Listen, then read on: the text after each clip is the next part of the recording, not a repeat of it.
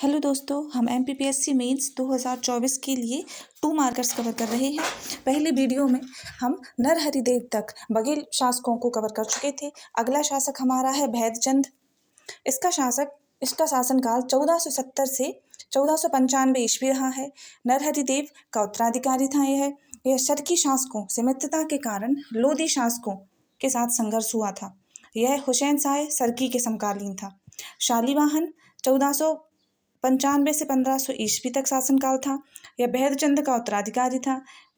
तृतीय बघेल लोधी संघर्ष इसी के समय हुआ था। इसकी मृत्यु 1500 ईस्वी में हो गई थी। अगला शासक है वीरसिंह बघेल। इसका शासनकाल 1500 से 1535 ईस्वी था। यह योग्य उत्तराधिकारी और कुशल कूटनीतिज्ञ शासक था।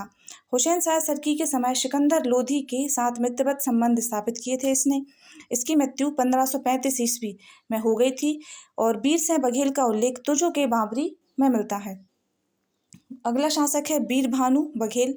इसका शासन 1535 से 1555 ईस्वी तक था। यह वीरसिंह बघेल का उत्तराधिकारी था। हुमायूं और शेरशाह के समकालीन था। चौसा के युद्ध में इसने हुमायूं की सहायता की थी। इसके दरबारी कवि कभी माधव थे जिनने वीर भानुदय काव्यम की रचना की है और वीर भानु बघेल की मृत्यु 1555 में कालिंजर के निकट हो गई थी। रामचंद्र बघेल अगला शासक है। रामचंद्र बघेल 1555 से 1592 तक इसका शासनकाल रहा है। यह वीर भानु का उत्तराधिकारी था और 1564 में भट्टा गरोहा से बांधवगढ़ अपनी राजधानी स्थानांतरित की थी। कालिंजर दुर्ग बिजली खां से खरीदा था और तानसेन इसके दरबारी कवि थे।